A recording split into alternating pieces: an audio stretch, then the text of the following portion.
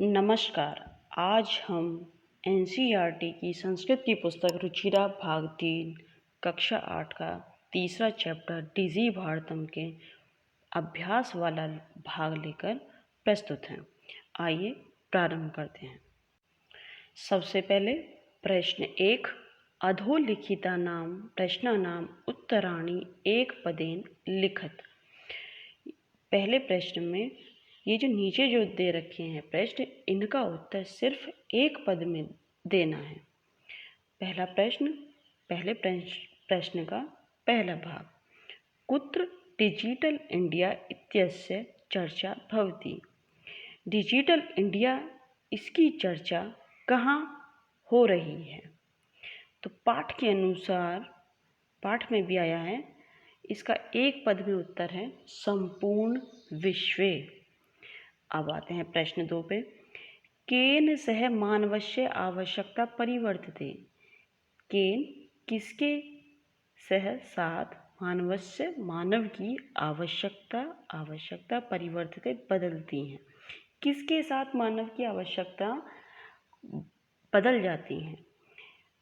पाठ के अनुसार है काल परिवर्तनेन, समय बदलने के साथ साथ। काल में समय, परिवर्तन में बदल जाना।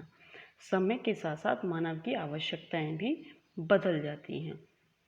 अब आते हैं तीसरे प्रश्न पे, आपणे वस्तूनां क्रय समये केषाम् अनिवार्यता न भविष्यति। आपणे, बाजार में।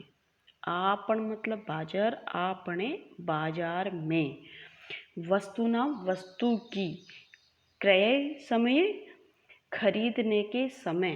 केशाम, किसकी। अनिवार्यता, ज़रूरत, आवश्यकता, न, नहीं, भविष्यति, होगी।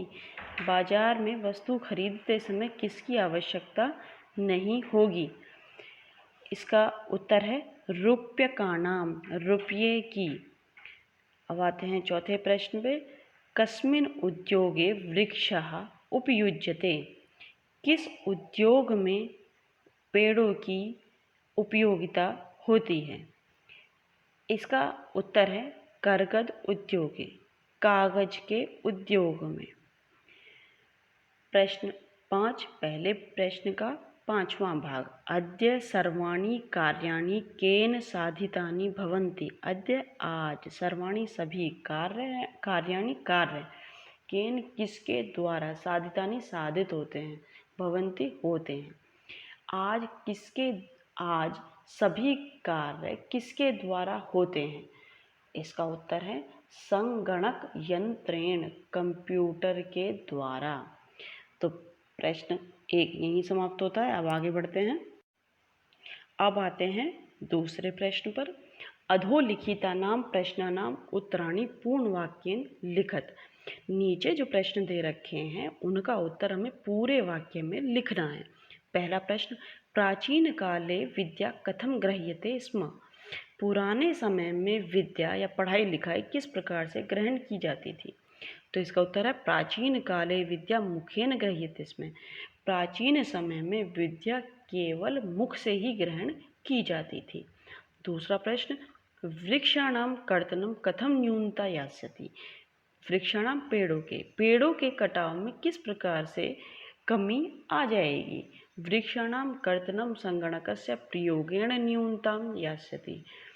वृक्षों का कटाव या पेड़ों का कटाव कंप्यूटर के प्रयोग से कमी आ जाएगी। पेड़ों के कटाव में कंप्यूटर के प्रयोग से कमी आ जाएगी। तीसरा भाग है इसका प्रश्न का, चिकित्सालय कस्य आवश्यकता अद्य न अनुभूयते। अस्पताल में किसकी आवश्यकता आज हम नहीं अनुभव करते। न अनुभूयते का मतलब है न धन अनुभूयते, न नहीं अनुभूयते, अनुभव करते हैं। अस्पताल में किसकी आवश्यकता आज हम नहीं अनुभव करते। चिकित्सालय रूप्यकाणाम आवश्यकता अद्य न अनुभूयते। चिकित्सालय में, अस्पताल में अस्पताल में रुपयों की आवश्यकता आज नहीं अनुभव होती। चौथा भाग, वयम कस्याम दिशि अग्रे सरामः। वयम, हम सब किस दिशा में, अग्रे सरामः आगे बढ़ रहे हैं। हम सब किस दिशा में आगे बढ़ रहे हैं? वयम डिजी भारतम इति दिशि अग्रे सरामः। हम सब डिजिटल इंडिया इस दिशा में आगे बढ़ रहे हैं। 5वां भाग है इस प्रश्न का, वस्त्रपुटके केषाम् आवश्यकता न भविष्यति। वस्त्रपुटके जेब में रुपये की आवश्यकता। प्रश्न है इसका, वस्त्रपुटके केषाम् आवश्यकता न भविष्यति। वस्त्रपुटके जेब, केषाम् किसकी, जेब में किसकी आवश्यकता नहीं होगी। वस्त्रपुटके रूप्यकाणाम् आवश्यकता न भविष्यति। जेब में रुपये की आवश्यकता नहीं होगी, भविष्य में जेब में रुपये की आवश्यकता नहीं होगी। अब आते हैं प्रश्न 3 पर। प्रश्न 3 है, रेखांकित पदानि अधिकृत्य प्रश्न निर्माणम कुरुत। ये जो रेखांकित पद इनमें दे रखे हैं उनके आधार पर हमें प्रश्नों का निर्माण करना है। पहला भाग है इस प्रश्न का, भोजपत्रोपरि लेखनम आरब्धम। भोजपत्रों के ऊपर लेखन आरंभ हुआ। तो लेखनम के आधार पर हमें प्रश्न बनाना है। लेखनम के स्थान पर हम क्या लगा सकते हैं, तो इसके स्थान पर हम लिखेंगे किम। भोजपत्रों के ऊपर किसको आरंभ किया गया या क्या आरंभ हुआ, तो इसमें आएगा किम। दूसरा भाग है, लेखनार्थम कर्गदस्य आवश्यकता अनुभूति न भविष्यति।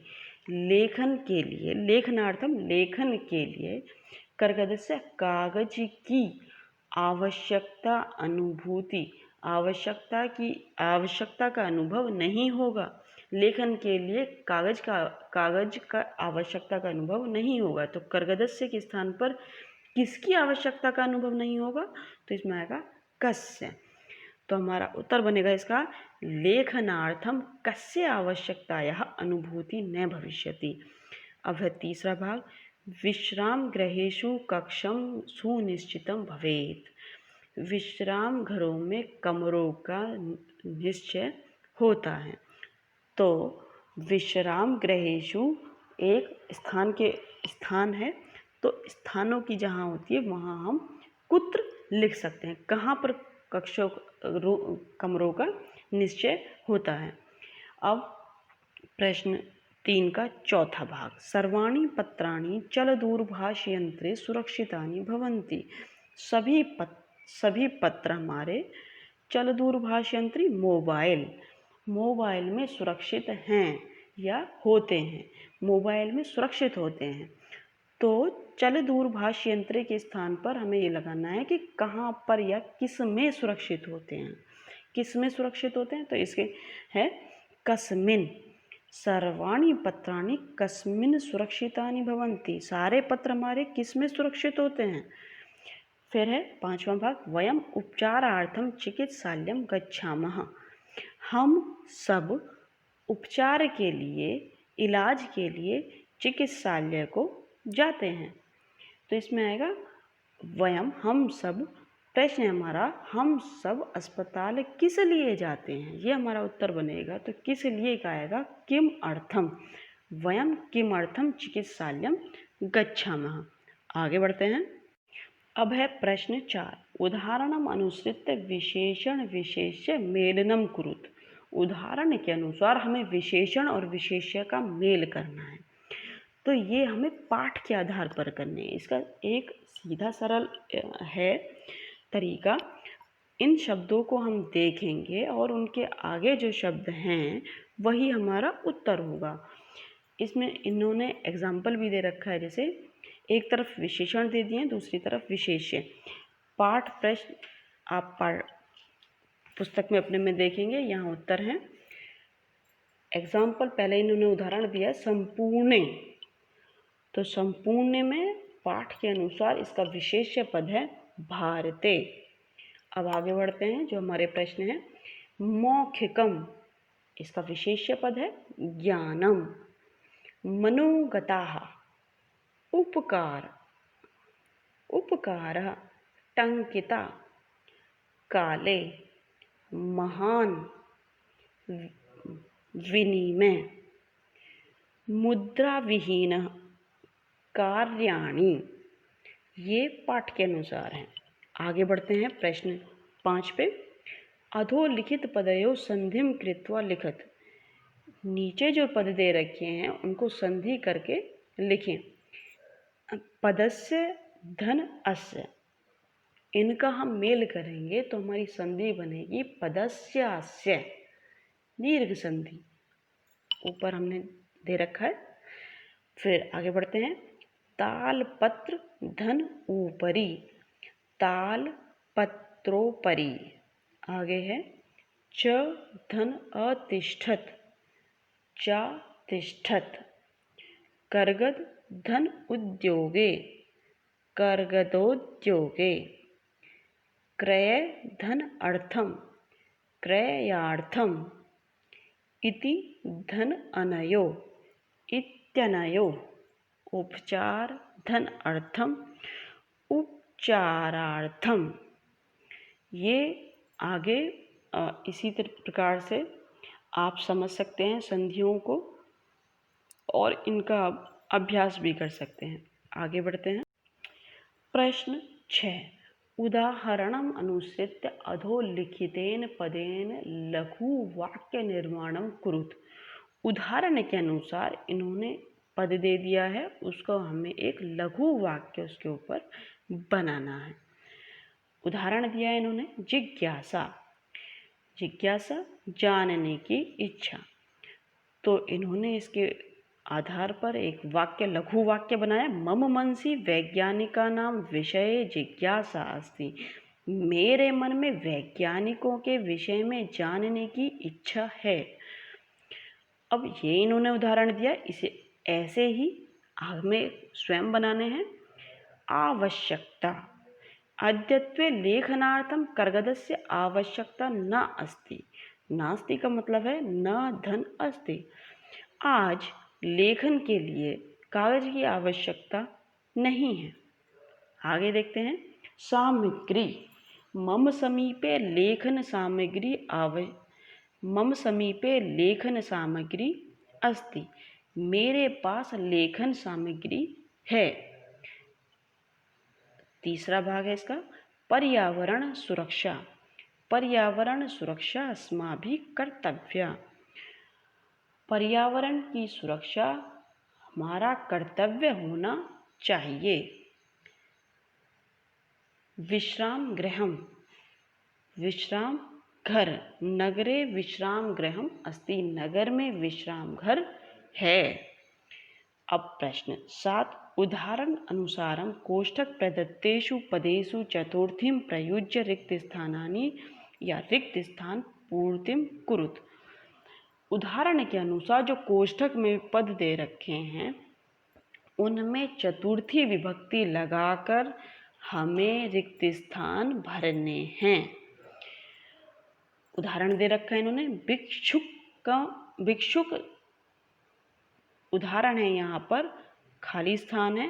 धनम ददातु, यहाँ कोष्ठक में दे रखा है भिक्षुक, तो हम यहाँ पद लिखेंगे चतुर्थी विभक्ति में भिक्षुक आए। अब इसका हम पहला प्रश्न देखते हैं। रिक्त स्थान है पुस्तकम देहि और इन्होंने कोष्ठक में पद दिया है छात्र। अब छात्र को हम चतुर्थी विभक्ति में जब बनाएंगे तो हमारा पद बनेगा छात्राय। छात्राय पुस्तकम देहि, छात्र के लिए पुस्तक दो। दूसरा भाग है अहम रिक्त स्थान वस्त्राणि ददामि और कोष्ठक में हमारा पद है निर्धन, तो यहाँ आएगा चतुर्थी विभक्ति निर्धन में निर्धनाय। उसी प्रकार से आगे रिक्त स्थान पठनम रोचते। लता, लता की चतुर्थी विभक्ति होगी लतायै। लतायै पठनम रोचते। लता को, लता के लिए पढ़ना अच्छा लगता है, लता को पढ़ना अच्छा लगता है। इसी प्रकार से आप आगे देखेंगे, बहुत ही सरल चतुर्थी विभक्ति का प्रयोग है इसमें। तो यहाँ ये अभ्यास वाला भाग इस पाठ का यहीं समाप्त होता है। अगर किसी को इस पाठ से संबंधित कोई प्रश्न है तो हमें कमेंट बॉक्स में अवश्य पूछें, उसका समाधान किया जाएगा। और इस चैनल को आप ज़रूर सब्सक्राइब करें संस्कृत के अन्य पाठों के विषय में जानकारी के लिए। धन्यवाद।